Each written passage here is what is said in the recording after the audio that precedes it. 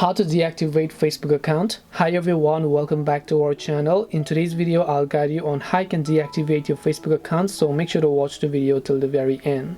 If you'd like to basically go ahead and then deactivate your Facebook account, it's quite simple. Open the Facebook application here, then just make sure to tap the menu icon, tap the gear icon that you can see, go to Meta Account Center.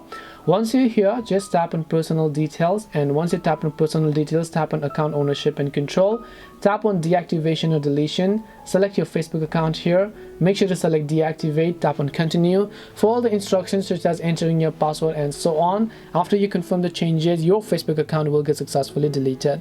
This way you can basically deactivate your Facebook account. Hope this video was very helpful. If you have got any questions, feel free to also leave them down.